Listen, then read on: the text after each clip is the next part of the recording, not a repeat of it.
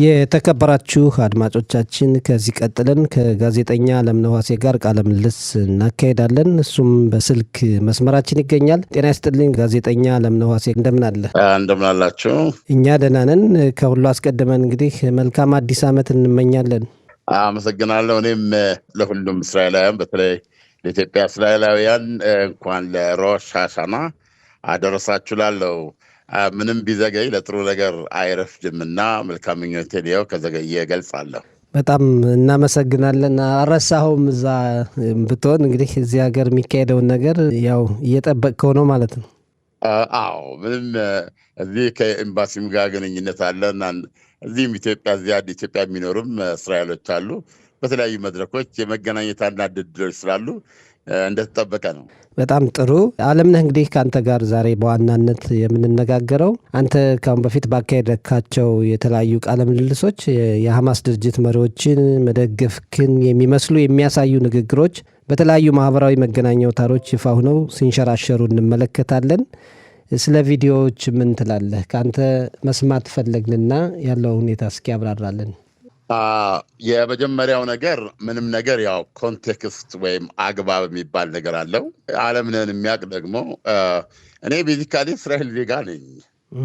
ስለዚህ እነዚህ ነገሮች ግምት ውስጥ የሚያስገባ በረጅም ጊዜ የስራ ልምዴም እኔን የሚያውቅ ሰው ስለሰማ ሳይሆን ይሄ ነገር ምንድን ነው ብሎ ለመረዳት ጥረት ያደርጋል ብዬ ነው የማስበው። እንደምታውቀው ማህበራዊ ሚዲያ ከአንድ ሙሉ ነገር ላይ አንድን አስረጂ ነገር ለነሱ እንደሚስማማ አድርገው ማቅረብ ይቻላል። ይሄ ዓለም የተቀበለው ፈተናና በየራሱ መንገድ የሚወጣው ነገር ነው።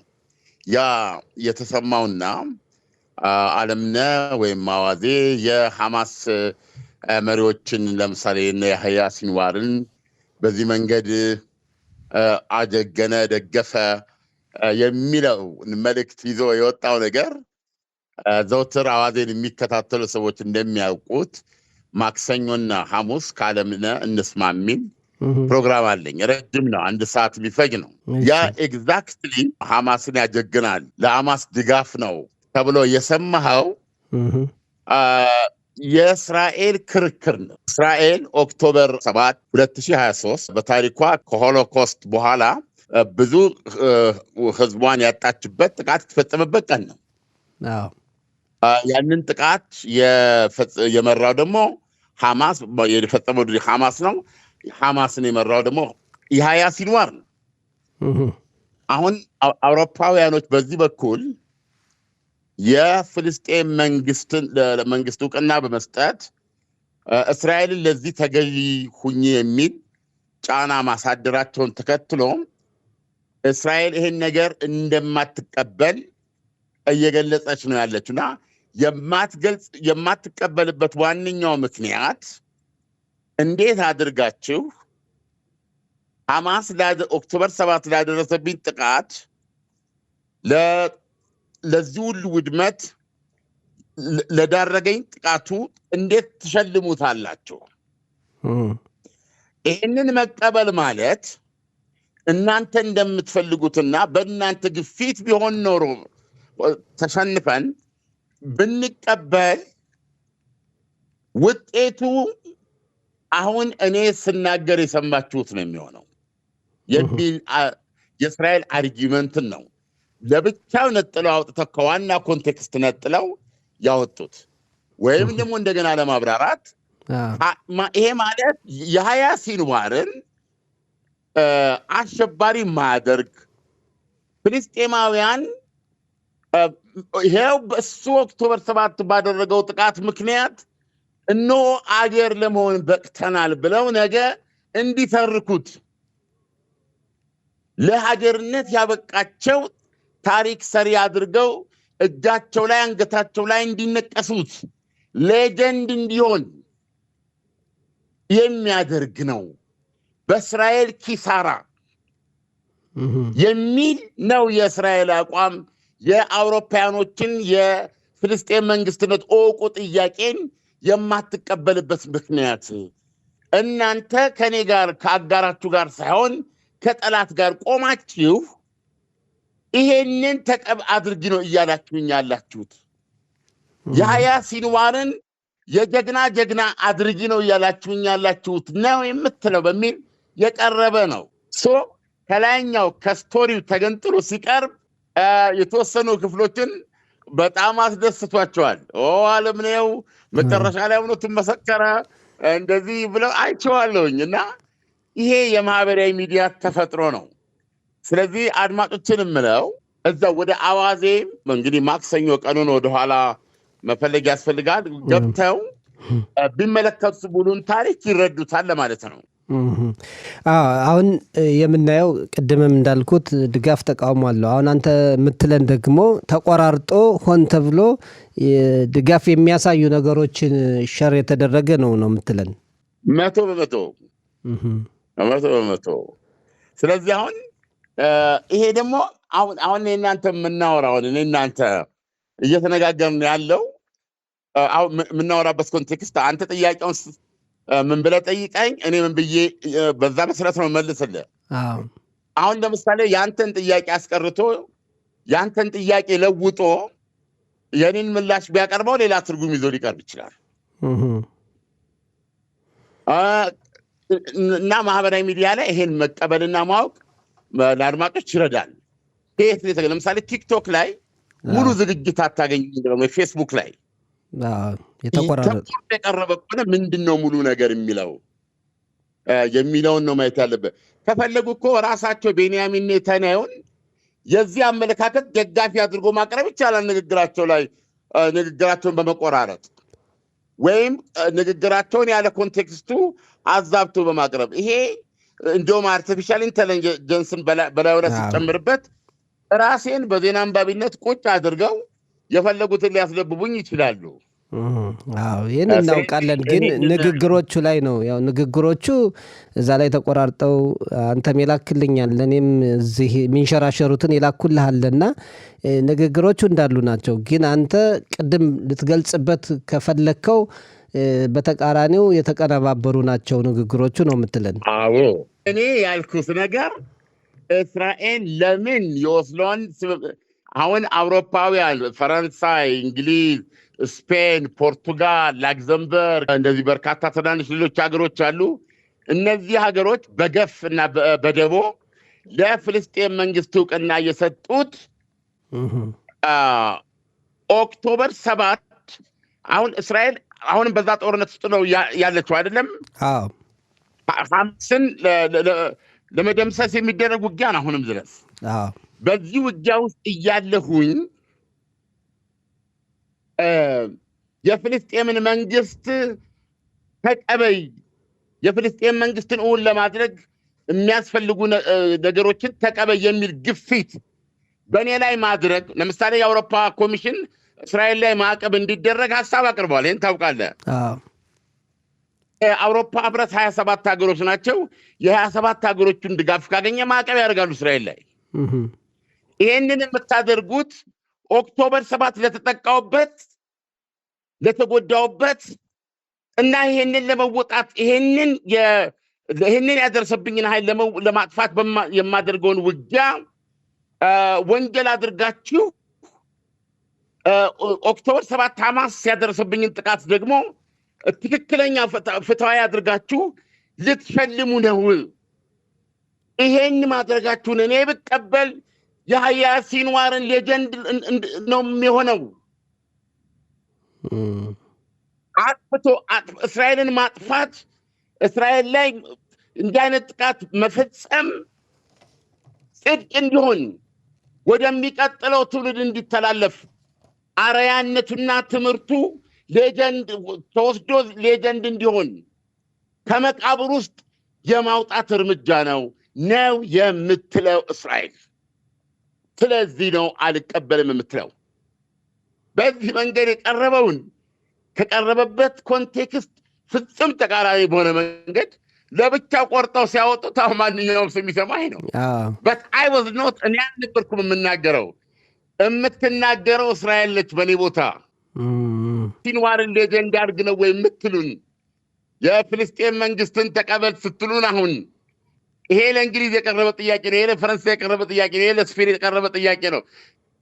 ጠቅላይ ሚኒስትሩ ትናንትና በአጋጣሚ በራሴ ሆስፒታል ጊዜ ማጥፋት ስለነበረብኝ የታመመ ሰው ይዘን ሄደን ስለነበር ለመስራት አልቻልኩም። የተባበሩት መንግስታት ድርጅት የጠቅላይ ሚኒስትሩን ንግግር አዳምጠ ከሆነ ወኔ ቢሶች ነው ያሏቸው አይደለም እንደ አውሮፓውያኑ በትክክል when the gate going gets tough the tougher gets going ነገሮች እየጠነከሩ ሲሄዱ ጠንካሮች ናቸው የሚሄዱት እናንተ ተውሸለሸላችሁ በማለት ነው አውሮፓውያኖቹን የተናገሩት እና የፍልስጤም መንግስት የሚባል አይኖርም ነው ያሉት ከዚህ በፊትም ከዚህ ፖይንት አንጻር ይህንን ተቀበሉ ብሎ በእስራኤል ጉሮሮ ውስጥ ለመጋት መሞከር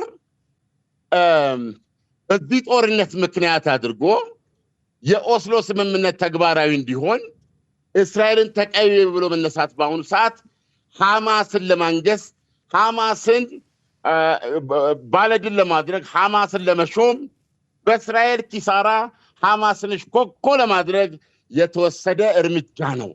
ሐማስን መሸለም ማለት ያህያ ሲንዋርን ሌጀንድ ማድረግ ነው። ከመቃብር ማውጣት ነው። በሚቀጥለው ትውልድ ውስጥ እናንተ ያላችሁት ለምሳሌ እስራኤል ተቀብላ ፈጽማው ቢሆን ምን ማለት ነው?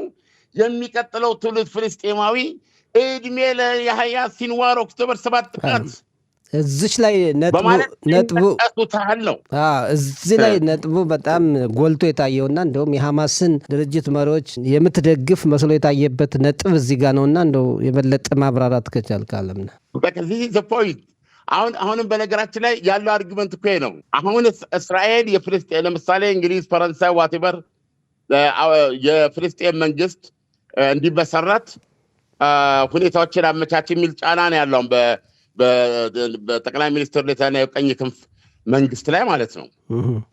የኔታንያሁ መንግስት ደግሞ ያው እንደሰማኸው አሁንም ቅድም እንደተናገርኩት የፍልስጤም መንግስት ብሎ ነገር አይኖርም ነው። ይሄንን አናደርግም ነው። ይሄንንም አናደርግበት ምክንያት ይሄንን ተቀበሉ ብላችሁ ያቀርባችሁልን ሐሳብ አሁን በጦርነት ባለንበት ሰዓት የኦክቶበር 7 ጥቃትን መሰረቱን ለማጥፋት በምናደርገው ውጊያ መሃል ይሄንን ተቀበሉ ማለት ኦክቶበር 7 ሐማስ ያደረገው ትክክል ነው። ስለዚህም የሀያ ሲንዋር አሸባሪ ሳይሆን ጀግና ነው። ጀግና ስለሆነም እነሆ የፍልስጤም መንግስት እንዲመሰረት ካታሊስት ሆነ፣ የመሰረት ድንጋይ ሆነ። ስለዚህ ቀጣዩ ትውልድ የፍልስጤም ትውልድ ሰማዕትነትን እጁ ላይና ክንዱ ላይ እንዲነቀሰው የሀያ ሲንዋርን እንዲዘምር ሌጀንድ እንዲያደርግ የሚያስችለውን ነገር ሽልማት ነው። አንገትን ሰብረ ተቀበል እያላችሁኝ ያላችሁት ይህንን አናደርገውም እስከ መጨረሻው የሚለው የእስራኤል አቋም የሚል ነው። በቃ ይህንን እንግዲህ ከኮንቴክስት ውጭ ሲቀርብ እንደዚህ አይኔ እየፈጠጠ ሌጀንድ ነው የሚሆነው እንደዚህ እያልኩ ስናገር ዳይሬክትሊ አለምነህ እንዲህ ያለ ብሎ አወጡት። ያው በአንድ ግሩፕ እንደገና ደግሞ እስራኤል ውስጥም ስሰማ በዚህ ደረጃ ነው የተረዱት ይላል እና በዚህ አግባብ ተረዱት ለማለት ነው። አሁን እንግዲህ ብዥታ ለተፈጠረባቸው አድማጮችም ተመልካቾችም የምታስተላልፈው መልእክት ካለ? የማስተላልፈው መልእክት እውነቱን ለመናገር እኔን የሚያቀኝ ሰው እኔ በዚህ ጦርነት ላይ ያለውን እውነታ ለመዘገብ ነው ሞክረው። ይሄም ቢሆን በምንም እና በማንኛውም መመዘኛ እንኳን እኔ እንደ አንድ እስራኤላዊ ዜጋ ልጆቹ ቤተሰቦቹ እስራኤል ሀገር እንደሚኖሩ ዜጋ ቀርቶ ነው የምነግርህ። እውነቱን ለመናገር 1 2 3 ብዬ ልቆጥራቸው የሚችሉ የክፉ እንኳ ቢሆኑ ሐማስ ኦክቶበር 7 የፈጸመውን ድርጊት ልክ ነው ብለው ቆመው ለመናገር የሚችሉ ደፋሮች ብዙ የሉም በዓለም ላይ። ኦክቶበር 7 የሆነው 1200 እስራኤላውያን የተፈጁበት ነው፣ በተኙበት የታረዱበት ነው እና ብዙ ፊልም አለ እኔ አላይም ስለሚሰቀጥጠኝ አሁን ድረስ 450 ሰው ተጠልፎ የሄዱበት ነው እና ይሄንን ደግፎ ይሄንን ትክክል ነው ብሎ ስለዚህም ይህን ያደረጉ ሰዎች ጀግኖች ናቸው ብሎ አፉን ሞልቶ ለመናገር የሚችል ጤነኛ ፍልስጤማዊ እንኳ ብዙ የለም። እውነቱን ለመናገር እንደው በልቡ እንኳ ቢያስብ በአደባባይ ሊናገረው አይችልም። ስለዚህ ደግሞ እኔን የሚያውቅ አንደር ኖ ሰርከምስታንስስ እንደዚህ ይናገራል ብሎ ሊገምት አይችልም። ስለዚህ ይሄ ብዥታ ሊጠራ የሚችለው አንደኛ ራሱ ኮንቴክስቱ አያስኬድም። በምንም ታምር የዛ ጥቃት ደጋፊ ሆኜ ልታሰብ አልችልም። አለበለዛ ላለፉት 30 ዓመታት ምንም ስራ አልሰራውም ማለት ነው። ሁለተኛ ይሄ ከአንድ ሙሉ ነገር ላይ ተገንጥሎ የወጣ የራሱን ርዕስ ይዞ በዚህ መልኩ እንዲቀርብና አሁን የተፈጠረው ስሜት እንዲፈጠር በሌላ በኩል ያለ ግሩፕ ጮቤ እንዲረግጥ፣ በሌላ በኩል ያለው ግሩፕ ደግሞ ቢያንስ አንድ ወዳጅ እንዲያጣ ለማድረግ ታስቦ የተሰራ ነው። ስለዚህ አድማጮቼን ብነግራቸው ይህም ብዥታ አጥሩ፣ እስራኤል ለዘላለም ትኑር እላለሁኝ። በጣም እናመሰግናለን። እንግዲህ ሊንኩንም እዚህ ከቃለ ምልልሱ በታች ሸር ስናደርገው በፌስቡክ ገጻችን ጨምረን ሸር እናደርገዋለን። ስለዚህ ያልሰሙ የነበረውን ሁኔታ ያላዩም መመልከት ማየት ይችላሉ። ቃለ ምልልሱን ሙሉውን ቃለ ምልልስና በጣም ነው የምናመሰግን። እንደው በአጠቃላይ እንደው ሰሞኑ በተባበሩት መንግስታት ድርጅት ስብሰባ ጉዳይ እውቅናው እዚህ እንደው አጠቃላይ የምትለው ካለ አለምነህ? ምናልባት እንግዲህ አሁን እንደምታውቀው የአሜሪካ ባለ 21 ነጥብ ዶናልድ ትራምፕ ባለ 21 ነጥብ የሰላም እቅድ አቅርበው በተባበሩት መንግስታት ድርጅት ለተወሰኑ የአረብና የሙስሊም ሀገራት አሳይተዋል። ስለ ጉዳዩ ጠቅላይ ሚኒስትር ቤንያሚን ኔታንያሁም ሰምተዋል፣ ያውቃሉ የሚል አስተያየት ነው የሰጡት። በዛ በኩል ሐማሶችም ስለዚህ ጉዳይ ያውቃሉ የሚል ነው። በተለይ ዘ ታይምስ ኦፍ እስራኤል ላይ ደግሞ ኮፒውን አግኝቶ ይዞት ወጥቶ እኔ መዋዜ ላይ ሰርቸዋለሁ፣ ተስፋም አድርገው ይሄ የመጨረሻው ነው፣ ጦርነቱን ያቆመዋል፣ ለእስራኤልም በጋዛ በኩል መቼምና እስከ መጨረሻው ምንም አይነት የደህንነትና የስጋት ምንጭ ሊሆን የማይችልበትን ሁኔታ የሚያመቻች፣ ለፍልስጤማውያንም ይሄ ጦርነት ቆሞ ሐማስ በቴክኖክራት በሚባሉ ነፃ በሆኑ ባለሙያዎች የተዋቀረ ኮሚቴ ተክቶት የሚሰራበት እርዳታ በጣም ደስ የሚል ባለ 21 ነጥብ እቅድ ቀርበዋል። ይሄ ተግባራዊ ሆኖ ታጋቾቹም እስራኤል ይህንን የሰላም እቅድ ባወቀች በ48 ሰዓት ውስጥ ሙሉ በሙሉ 48 ናቸው አሁን በህይወት ያሉት ወደ 20 ናቸው፣ ሌሎቹ ሞተዋል። እነሱን በአንዴ እስራኤል የምትረከብበት ሁኔታ፣ የፍልስጤማውያንም ከእስራኤል ወህኒ ቤቶች በሞላ ነፃ የሚወጡበት ሪሊ በጣም የቆሰለ አካባቢ ነው። በጣም ብዙ ጉዳቶች የታየበት ነው። ይሄ ጦርነት የሚያቆምበትን ትልቅ ተስፋ ያዘ የሰላም እቅድ አሁን በአሜሪካ በኩል ቀርቧል። ውስጥ ለውስጥ እንግዲህ ሂደቶች አሉ።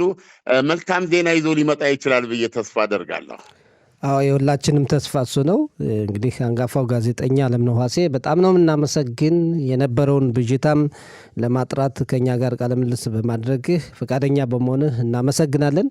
በቀጣይም በተለያዩ የህብረተሰብ ጉዳዮች ቃለ ምልልስ እናደርጋለን። በጣም ነው እናመሰግን። እኔም አመሰግናለሁ። ካን ያው የኔም ሬዲዮ ጣቢያ ነው። በጣም ነው የምወዳችሁ። ይህን እድል ስለሰጣችሁኝ በልዩ አክብሮት ነው የማመሰግነው። ሰላም ጊዜ። እኛም እናመሰግናለን፣ እናከብራለን። ሁልጊዜም ተባባሪያችን ነህ። ሰላም ጊዜ። ቻው።